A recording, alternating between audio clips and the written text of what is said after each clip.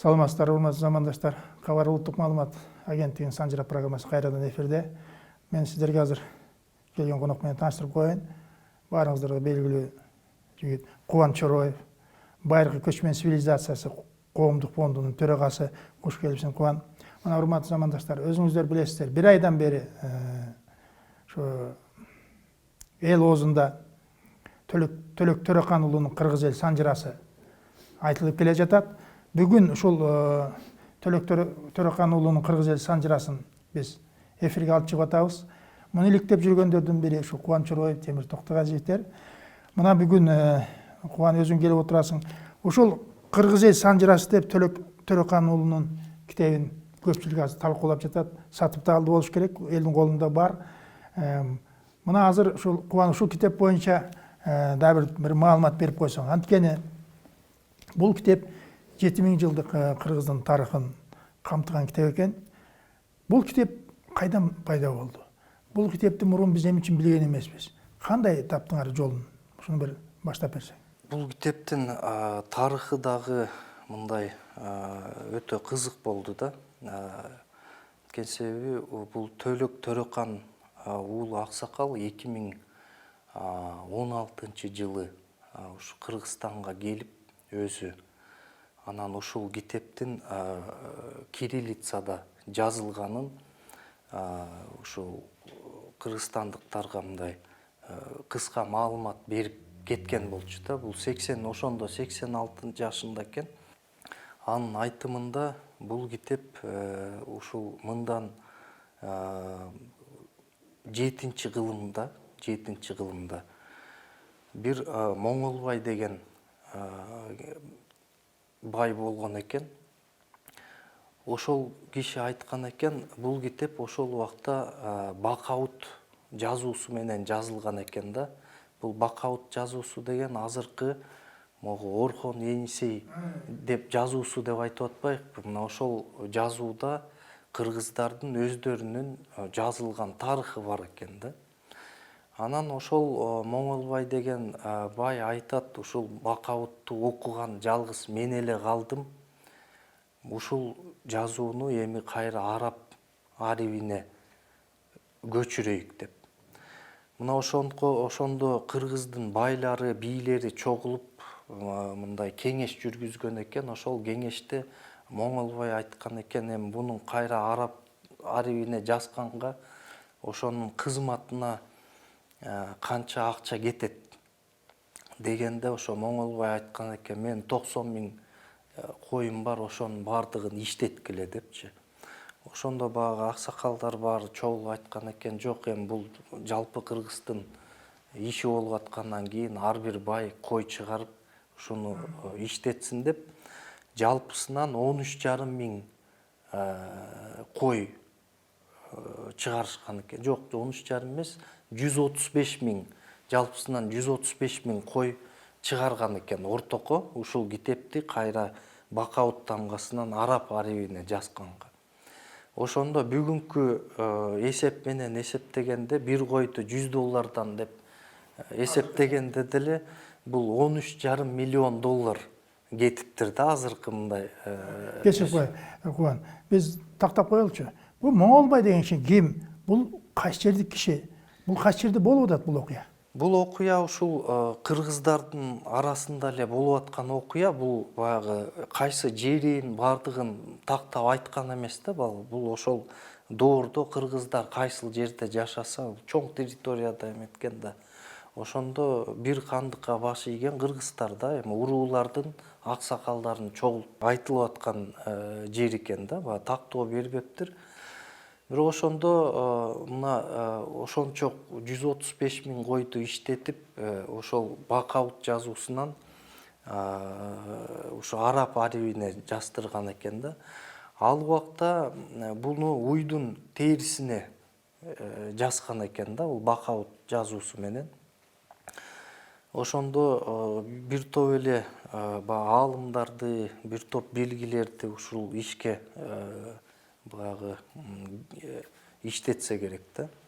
Анан ошол убактан бери бир нече 10 кылымдан өтүп кетип, 17-кылымда кайра дагы бир Чын Темир дегенди баш болуп, ага дагы ушундай тапшырма берилиптир. Ушул китеп эскирип баратат. Эми буну кайра жаңыртайык деп, кайрадан 17-кылымда дагы бул китеп кайрадан жаңыртылган экен да. Мына ошондо 17-кылымдагы ошол убактагы кыргыздардын 7-кылымдан 17-кылымга чейинки окуялары дагы бул китепке толукталып кирип калган экен да. Мына ошол 17-кылымда жазылган китеп ушул Төлөк Төрөкан уулунун колунда болуп калат. Ал кантип болуп калат?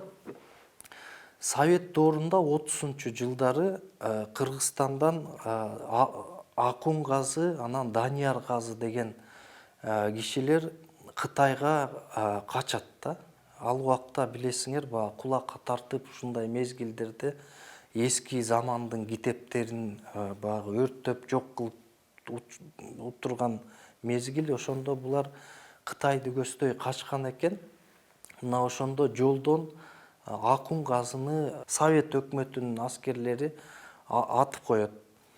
Анан Данияр Газы эптеп качып баратса, жанагы аскерлер жетейин деп калганда, калтасында алтын бар экен, ошону чачып, золото деп чачып, мына ошол аскерлер алтынга аракет кылып калганда, бул эптеп качып Кытайга качып өтүп кетет. Ошондо бул Кытайга барганда Жусуп Мамайдын, кадимки эле Жусуп Манасчы Жусуп Мамайдын агасы Балбайга жолугат экен да. Ошо кишиге дагы көп китептери куржунунда, Данияр Газынын куржунунда көп китептер бар экен. Ошонун арасында ушул Кыргызия зар заман китеби да бар экен да. Ошол китептер биринчи ошо Балбайга калат. Анан кийин бул Төлөк аксакалдын атасы Төрөкан дагы ошо Балбай экөө дос кишилер окшойт да. Анан могул Кара Жүл деген жерде экен, жашайт экен Төрөкан. Бул аксакалдын колуна ушул Кыргызия зар заман китеби калып калат. Бул Кызыл Суудагы Кара Жүлдү айтып атасыңбы? Кызыл Суудагы Кара Жүл. Ошондо бул китеп негизинен бизде кыргыздарда эле Кыргызстандан барган китеп да, мындайча айтканда. Мына ошол китеп Төлөк аксакал өзү медреседе окуган, өтө мындай кат сабаты жоюлган киши экен. Бул киши мындай көптөгөн тилдердеги баягы китептерди, ушу тарыхы Нүйөл, тарыхы Түркнама, Кыргызия түгөнбөс зар заман, Кыргызия Санжырга, мына Дүнүйө тарыхы Сом, тарых Индостан, тарыхы Тарбаз деген аталыштагы китептерди бул киши окуп, ошолордон маалыматы бар киши экен да. Бардык ошо тилдерди, атайын ошол китептерди окуш үчүн ошол тилдерди дагы үйрөнгөн экен да. Перс, фарс тилин дагы, берки тилдерди дагы. Ушул жерде мен кошуп чыгып коем. Урматтуу замандаштар, мына мен бул жол менен бир 15 жыл деп эле коеюн. Ушу сен айткан сөздү ошондо уктум эле. Бирок кулактын сыртынан кеткен далил жок. Жана Балбай деп атпайсыңбы? Мен Балбайдын тиги Манасчынын агасы экенин билген эмесмин. Жусуптунчу. Бирок Балбайга китеп таштаган дейт. Жана сен Акун Газы деп атпайсың, мен атын билген эмесмин. Бир 15 жылдан өтүп калды. Көрсөм, урматтуу замандаштар, тарых акырында такталат экен да. Мына азыр кубан болсо ошону тактап, ким алып барганын тактап көрсөтүп отурат. Муну бир 15-16 жыл мурун эле уккан сөзүмдө бул мына ушул чындыкка жакын экенин көрсөтүп атат да. Мен айтып атпайм, бирок Балбайдын, Жусуп Мамайдын агасы экенин билген эмесмин да. Ошо китеп таштап кеткен да. Кийин бирок ошондо айтылат, кийин Балбайлар китеп жоголду деп көп бербей койгон дегендей сөз айтып калган да. Эми ушул сөз туура кетип атат да. Эми ушул китептер Балбайдын да колунда, Төрөкандын да колунда калып, бул кишилер дагы убагында багы Кытайда багы маданий революция деп айтылат го, культурный революция. Но ошол убакта булар дагы көптөгөн азаптарды чеккен экен да ушул китептер үчүн.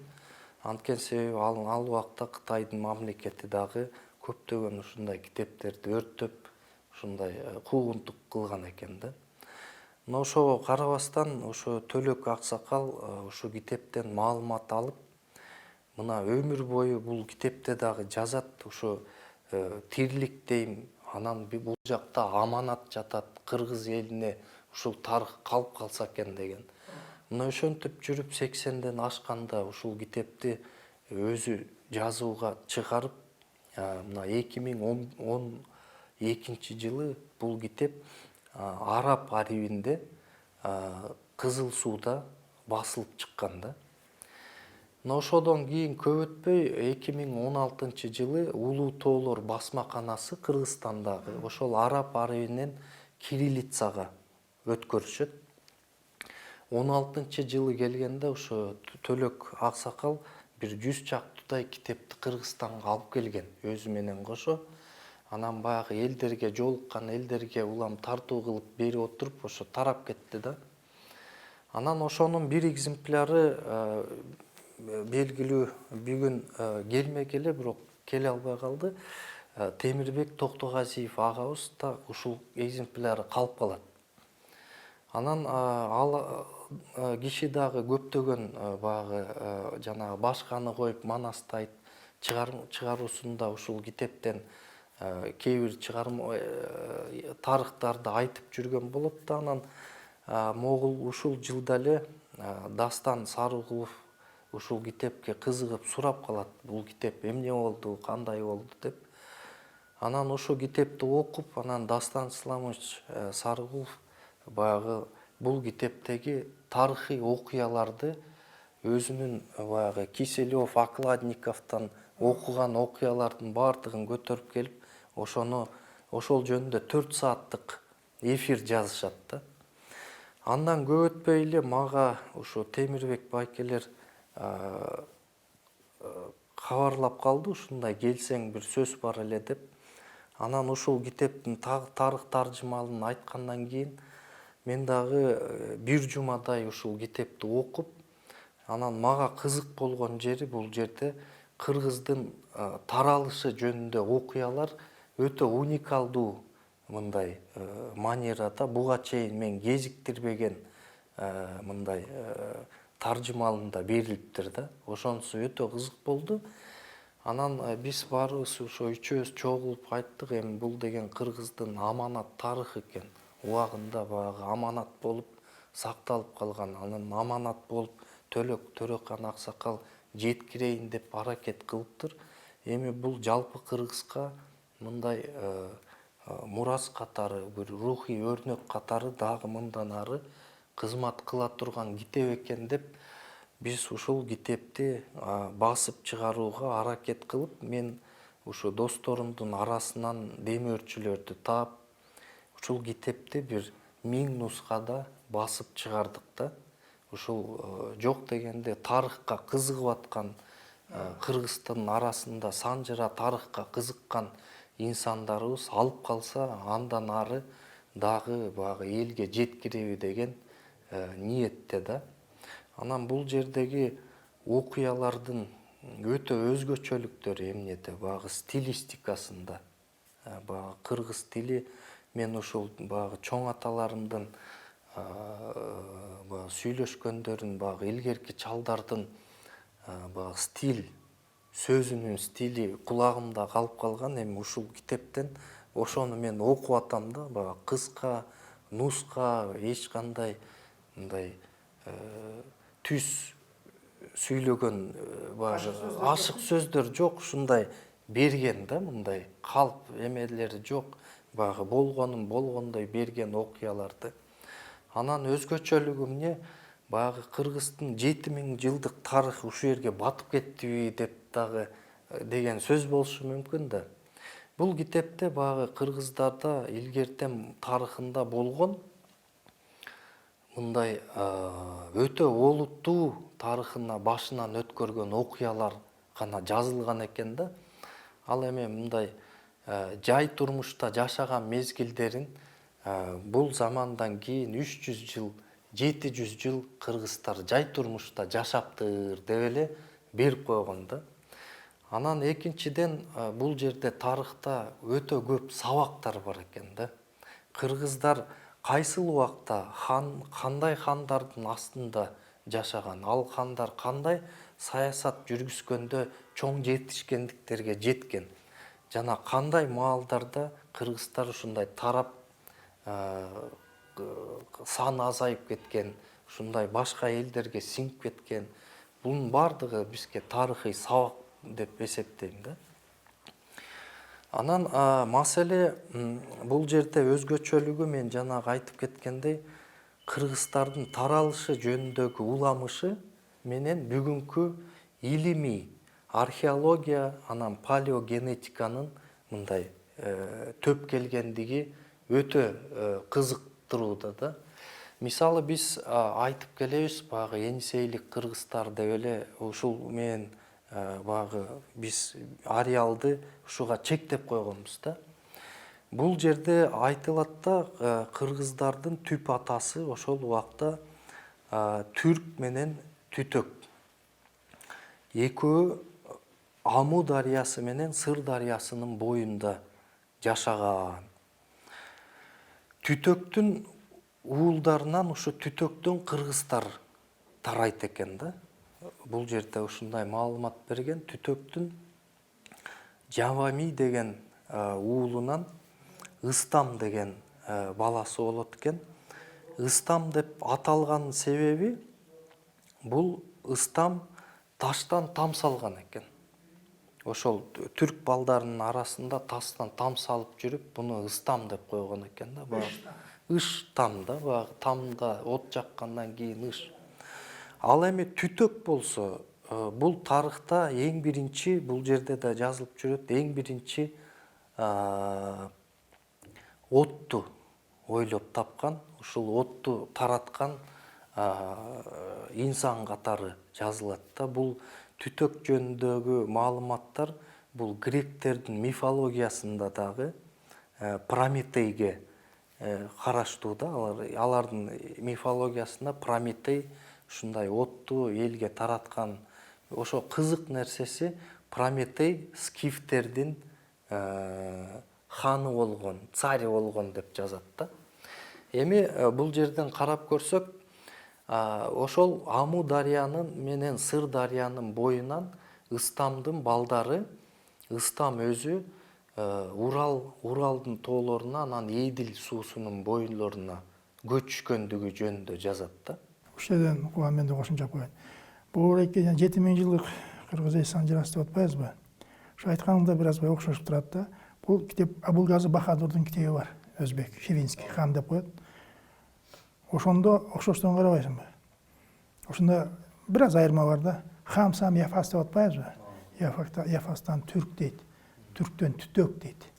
Түтөктөн Илчахан, андан Аланчахан деп жана биз Алашахан деп атпайбызбы? Көрдүм айырмасы. Бул жерде сен түрк менен түтөктү бир тууган кылып атпайсыңбы? Жана туура. Ошо Хивинский ханда жазып атат. Түтөк отту тапкан, анан жана эт бышканда оозунан түшүп кетип ташка түшүп атпайбы? Ташка түшкөндө жегенден тузду тапкан дейт да. Мына өдүм окшоштугу, санжыранын окшоштугу түтөк. Уланта бер. Эми ошол сиз айткандай булар ошол заман адам отту тапкан, тамды биринчи салган замандар. Анан эң алгачкысы бул жерде ушул кыргыздардын ата тектери эң биринчилерден болуп атты үйрөткөнү, төөнү үйрөткөнү, уйду үйрөткөнү ошол убакта тур деп айткан да. Алар убакта именно ошол аймактан, ушу Аму дарыянын боюнда чындыгында бүгүнкү күндө археология ал жерди Самаркандская стоянка деп айтып болот да. Бул жерде 8000, 10000, 8000, 7000 жылдыктагы стоянкадагы ошол эң биринчи аттын сөөктөрү, уйдун сөөктөрү табылган ошол стоянка бар да. Бул археология илиминде Самарканд стоянкасы деп аталат да. Самарканд турак жайы деп дагы айтсак болобу. Мына бул дагы илимге төп келип атат да. Ушул жерде атты бардыгын үйрөткөн жаныбарларды деп. Экинчиден чындыгында эле бул элдердин бир бөлүгү Уралга жана Эдилге көчкөндүгү жөнүндө бүгүнкү күндө Абашева Сынташта маданияты деп айтылат археологияда. Чындыгында эле алардын ошол жерде турак негиздегенине 4700-3900 жыл биздин бүгүнкү жылдан мурун, ошондо 4700-3900 жыл мурун ошол Абашева Сынташта маданиятын негиздеген элдер жашаган деп белгилейт да. Эми 2015-жылы кызыгы азыркы Челябинск областында Буланово деген кыштакта ушу Сынташтадан чыккан сөөктүн ДНКсын ушул батыштын окумуштуулары секвенирование жасайт да. Ошонун ДНКсын окушат. Ошонтип окуп чыгышкандан кийин Россиядагы белгилүү генетик Таганкин деген окумуштуу анын маркерлерин эсептеп чыгып, бул кыргыздарга тийиштүү маркер деп жазат дагы. Айтат, Кыргызстанда жашаган эркектердин 70% мына ушул адамдын урпактары деп багы корутунду чыгарат да. Эми ошондо ойлоп көрсөк, чындыгында эле бул жерде ошол Амудариядан Уралга көчкөндүгү жана ошол жерде жашаган элдердин тикелей урпактары бүгүнкү Ала Тоодо жашаган кыргыздар экендиги бардыгы илимий далилденип атат да. Бул нерсени эч кандай мындай оңго дагы солго дагы биз багы трактовка кыла албайбыз да. Бул так илимдин корутундусу жана бул санжырадагы айтылган нерсе туура келип атат да. Жакшы. Кубан, дагы суроо да саган тагыраак болсун. Бул өзү Төлөк Төрэкан уулу Кызыл Суудан да. 1937-32 жылы төрөгөн киши турбайбы? Болжол менен эметип атам. Жанагы биринчи нусканы, териден жасалган нусканы көргөн киши бар бекен? Барып. Бул боюнча маалыматты мүмкүн Темирбек Токтогазиев агай жакшыраак маалыматы бар. Менин билгениме караганда бул нускасы бар деп укканым бар да, бирок канчалык деңгээлде бул киши өзү дагы өтүп кетти. Эми кайдан табылат ал? Бирок жанагы 17-кылымда кагазга эле жазылган, араб арабинде жазылган эски китеп бар, анын сүрөтүн дагы ушу Темирбек Токтогазиев тартып келген да. Негизи жалпы багы общий пландагы сүрөтүн ал китеп өзү бир ушул китептен бир 3 эсе чоң экен да мындай. Анан бийиктиги да ушундай бар го дейм.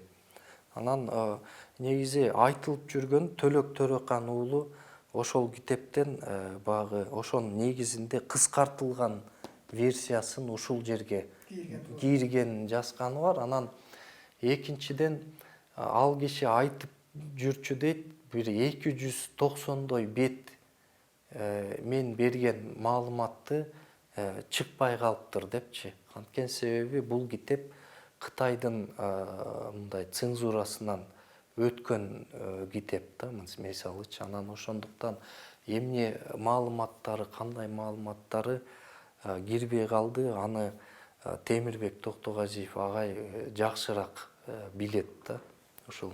Кубан, буну мен бир сырада карап чыктым. Чындыгында кызыктуу материалдар көп экен. Санжыраны жакшы билген кишилер сүрүштүрүп караса болот. Көп баягы суроо берсе болот бул китепке дагы. Анан менде бир ой пайда болду. Бул менимче Төлөк Төрэкан уулу да өзү да кошконбу деп турам кийинчерээк. Анткени кээ бир материалдар бул азыркы учурду тагыраак чагылдыргандар да. Бул өзү да кошкон болуш керек деп атам да кийин. Ооба, бул Төлөк Төрэкан уулу деле өзү баягы таанбайт. Бул жерде ачык эле жазат.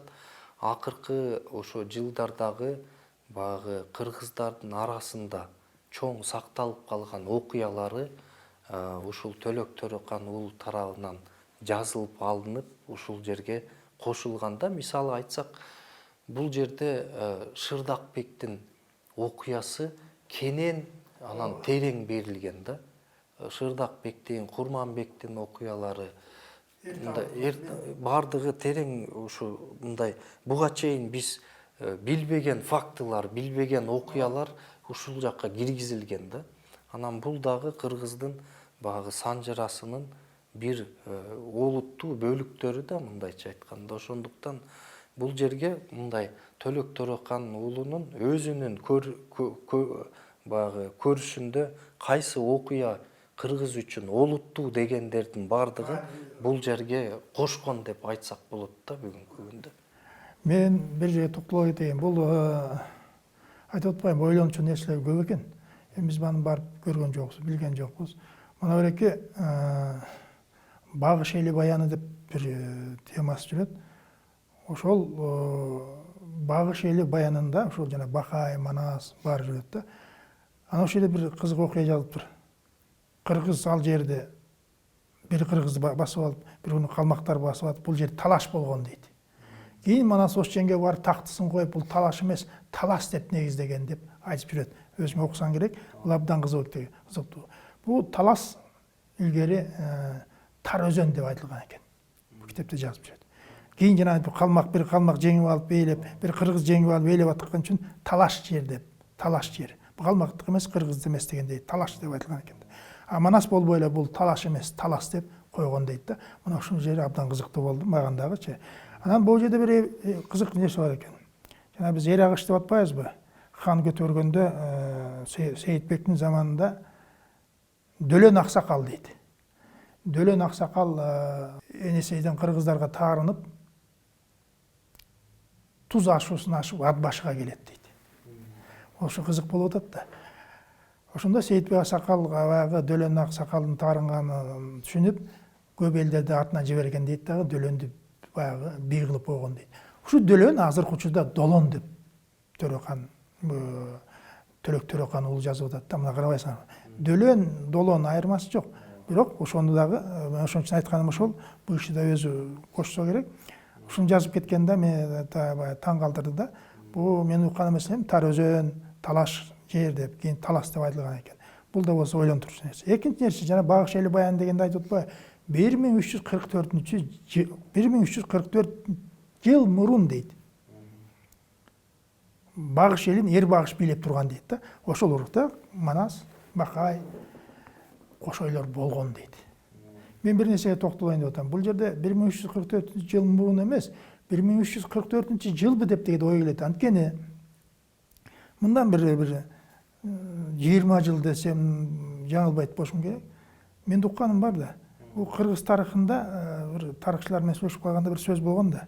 Ушу Манас эгер болсо Чыңгыз хан менен Амир Темирдин ортосунда болгондой деп.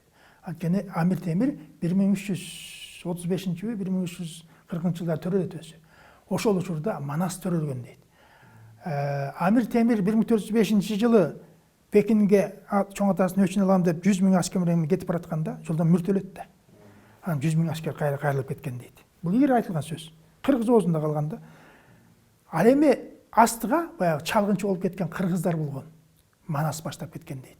Авангардка кеткен дейт да. Анан Манаска баягы кабар жетпей калып, войска артка кетип калбадыбы? Ошол жерде чоң кырылышты чоң казат деп аталган дейт. Атаган дейт да. Карабайсыңарбы? Эмне үчүн мен айтып атам муну? Анткени кийинчерээк 1405 жылы болгон окуяда болуп атат да, Манастын өлгөн жылы. Эми бир версияда. Бу орусста Никоновский летопись деген бар. Никонов деген орус летопись. Ошол жазат 1420 жылы Казактын ханы Айдархан уулу Эркөкчө болгон деп жазып атат. 1420 жылы Айдархан уулу Эркөкчө десе, 1405 жылы Манас өлүп атпайбы мисалы үчүн. Бул баягы эле Эркөкчө.